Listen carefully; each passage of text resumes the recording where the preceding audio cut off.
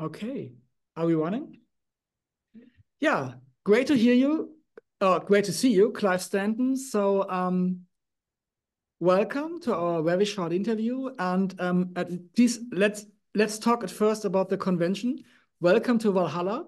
So I think I got the information. It was your idea, you and Jordan's idea, to do a convention on a castle in Germany. Yes, well, we've done a few conventions now, and Jordan and I got together, and we just sat there going, "It's our show is very different. We're a very close cast, and we really enjoy interacting with the fans. And I feel like a lot of conventions in Germany and in Europe that I've been to are very cold. You know, you sit behind a desk. There's no real interaction with the fans, and they can only do so much. And it's just about signing autographs, taking pictures, and that's it. And for me, I'd want to interact and make it immersive. And we were sitting there going, like, if we were to organize our own convention, what would we do? So we were thinking, well, we would actually make it more Viking themed. We would make it a complete Viking immersion where the fans actually get to be a Viking with us. It's almost like you get to hang with the Vikings, but you get to let it all hang out and be a Viking. So we were like, let's find a castle. Let's get it sorted where the fans safely can axe throw with us, do archery with us. If they're going to take photographs, let's take photographs in a castle and have the beautiful, the ruins behind us rather than in some backdrop in some site, some convention center. Yeah, we thought about organizing a feast. It's my birthday at the same time, and we were like, well, we should do a Rollo feast. Wouldn't that be great? Rather than just doing a question and answer session and sitting around some chairs and asking questions about the show, why don't we actually get some mead and some food? We have some entertainment, and the cast can sit with the fans, and we can actually kind of just be Vikings, and like it's like sitting around a campfire. And then when Proud Nerd came along and they have their Renaissance fair, we were like, well, if you make it a Viking Renaissance fair, then we're in. And we're still organizing all these great little pop-ups and surprises for all the fans, but it's going to be unlike anything any of the fans have seen before. And hopefully, with our format, it should change, Comic Cons forever, because it's not enough. It's not enough to sit behind a table and signing autographs. If you've got an immersive show like Vikings, or if you've got, it fits so well with the Comic Con environment. If it's a sci-fi show, if it's a medieval show, a fantasy show, let's immerse the fans in the world that they love so much. Mm. Could you pull the camera, please, a little bit up because we just see it. Yeah, that's better. Okay. Because you're talking about your birthday, you have your birthday on July 22nd, and the Yeah. con is at July 20th and 21st. So you can directly dive into your birthday with a whole bunch of Viking cast. I mean, how cool is that? It is cool. I mean, as much as it's great to hang out and spend my birthday with the fans, it's also great for me to kind of get together with my castmates, because the one thing about Vikings is we filmed it in Ireland, but we really all live all over the world. I'm in Los Angeles now. Some of the cast are in Scandinavia, they're in the UK, Canada.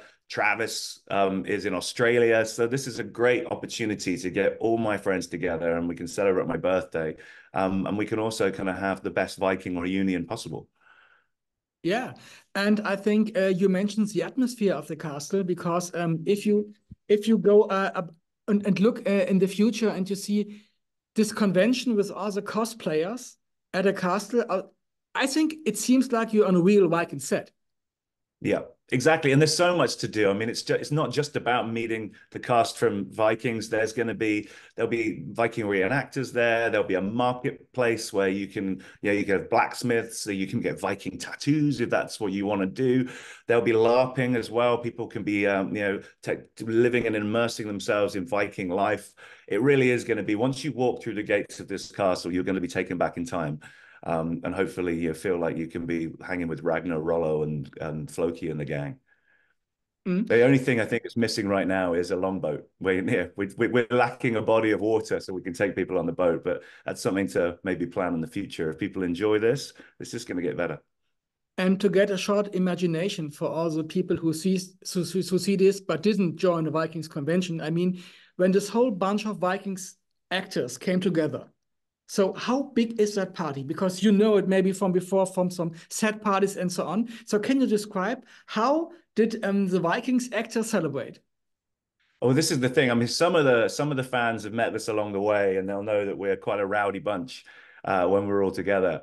We like to have a party and we like to kind of have fun, and we don't take ourselves too seriously either. That comes like, if we're talking about the show, we're not afraid to tell people the behind the scenes stories. And with having Travis as the lead of the show for so many years, there was a lot of practical jokes and pranks that went on. And when we're all together, it's like it's like some weird fraternity. We just carry on where we left off. Seriously, when we're all together, you have to have eyes in the back of your head, or someone's always trying to plan some kind of prank or something on. So it's just fun, and I want to let the fans in on a bit of that, and kind of like feel like they can have fun with us. And yeah, the axe throwing itself, Jordan and I have organized axe throwing. We're now going to start releasing tickets for Halfdan and Harold as well, so you can have teams of axe throwing. So we're going to be, I'll have Team Rollo, which is obviously the best team, Team Ube. You can get a ticket to throw some axes, and hopefully you can pledge your allegiance to Rollo and throw the axes. There's a lot at stake, actually. I mean, if we're going to do this year to year, I want to be able to take home the trophy for the best axe throwing team. I want the best on my team. So anyone's listening to this interview, if you want to be on the winning team, get tickets for Rollo's team. And then there's going to be archery. We're organizing a Shield Maiden camp as well. We're trying to figure out how we can do that and get everybody involved. But yeah, I mean, just that in itself. I mean, how often do you get to throw axes with your favorite cast members from your favorite show?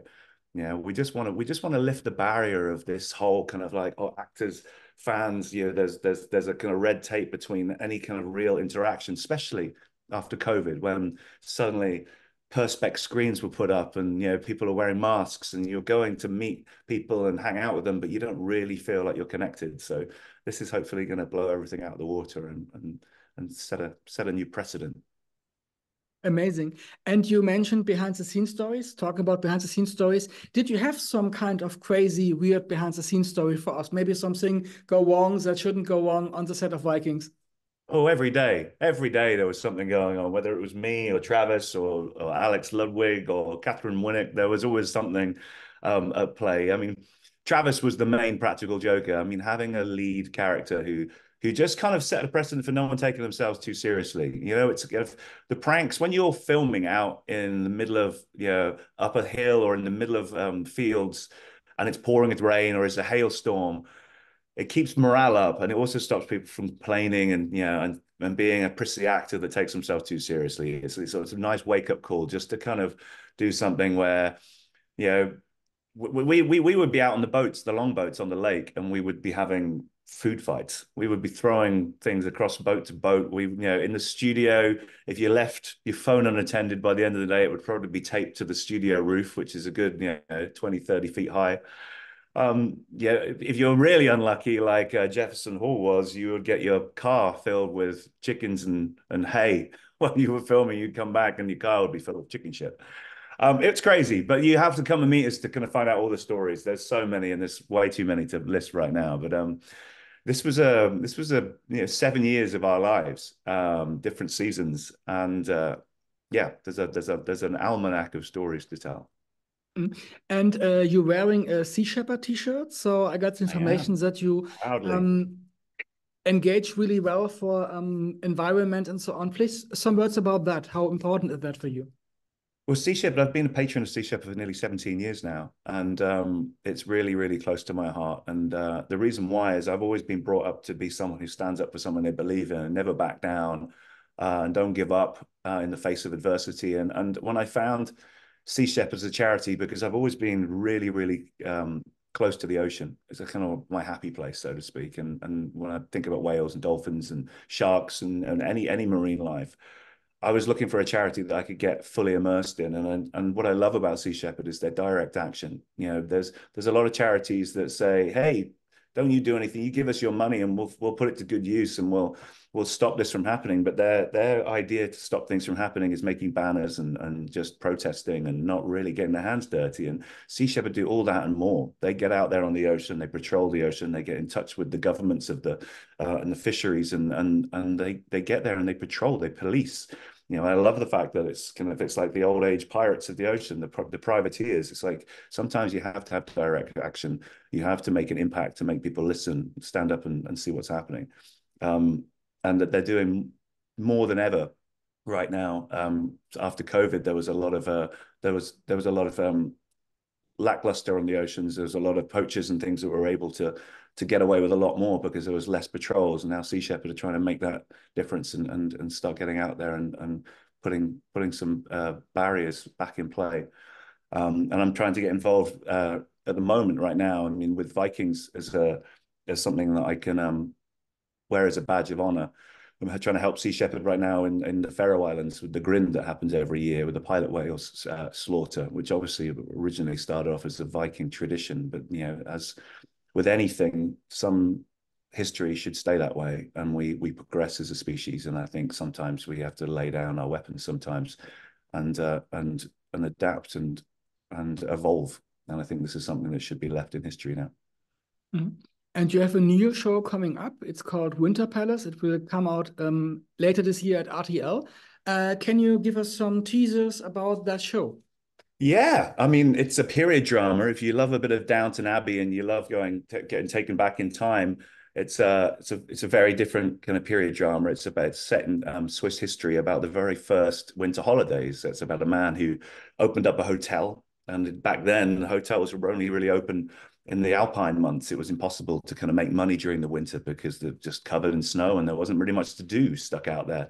And he was a forward-thinking man who thought if he could get the rich aristocracy from around the world to get into skiing and winter sports, then you would invent a whole new type of holiday, a winter holiday, and you were responsible for the very first winter games. But the comedy comes from obviously it's not as easy as that. You know, you're trying to get peasants that live in the middle of the Swiss Alps to kind of be five-star waiters and bellboys and service staff. It's not as easy as it looks. So it's a fun period drama for all the family. I get to play a crazy Texan rail tycoon based on the Vanderbilts from the 19th century. Um, yeah, it's a lot of fun. It was different for me being stuck up in the mountains for so long, and I really really love being in Switzerland. The Swiss Germans, the Swiss French, they made it a lot of fun. I mean, how was it shooting the show? Because from the Viking area to Switzerland, it's some kind Well, of it was culture clash. Yeah, but it was fun for me because on Vikings, I just got used to being out in the freezing cold. You know, we were filming in all sorts of weather and running around with our axes and shields, and so it was funny being out in the Winter Palace and you were covered in snow in the Simplon Valley, and everyone's kind of going, "This is crazy," and you're like, "Well, not for me. It's kind of a home from home." Kind of got used to that. I actually kind of struggle in the heat. I have to film in extreme heat. I did this TV show Mirage, which was filmed in the Moroccan desert. And while everyone else was basking in the sun, I was all getting all hot and sweaty and grumpy. So I think I'm more at home in the snow than the sun. Mm. I'm a And did mountain you have, man. and did you have maybe some sad memories from Winter Palace for us? Maybe also some weird, crazy things happen behind the cameras? Yeah, I mean it was an interesting one because we really were cut off from the rest of the world. Sometimes we were filming right up the top of mountains in the snow. Some of the times we would have to trek out 20-25 minutes out in the snow to get to the sets and things. But it was for me, it was just the beauty of it, of going back into a time. I always love it when you're able to film in an area where there is no one around. You know, you turn up to set, there's not a single footprint in the snow, there's not a single building or telegraph pole or anything in the distance. You really could be in the 19th century and lose yourself. So that was fun. But yeah, it was interesting for me working with a French and German and Swiss crew, actors from France, and it's a very very complicated show where French actors doing English language, English people doing French language, and it's going to be interesting how they subtitle it and dub it together, and yeah, it was a challenge for me because I felt like a bit of a fish out of water. I was one of the only Brits there working with a foreign crew, so learned a little bit of French, not as much as I would have liked to, but it was a fun experience. But many people in Switzerland, because it's our neighbor, also speak German, and you mentioned also German crews. Did you maybe learn some German during the last month? Or? Learn some German, not really as much as I'd like to. No, I mean a lot of the crew would end up speaking English to me, so I was trying to kind of push myself, but it tends to be the more you there's a language that kind of just seems to kind of float around the set for me, so I didn't pick up as much as I wanted to. So maybe when I'm out there, the Proud No Valhalla convention, you guys can push my German language and try and teach me a bit more. Okay. Thank you very much. Great talking to you. Hopefully, see you on the castle because I try to Yeah. be there in July. And Please do come by. Bring your axe, bring your shield, and I when will you do. can join Rollo's shield wall. I will do. And I'm very excited to see Winter Palace because it looks very amazing and hopefully it will Thank came you out very very much. well. Clive, thank you very much. Have a very great day. Great talking to you. Thanks. Yeah, bye bye. Thank you very much.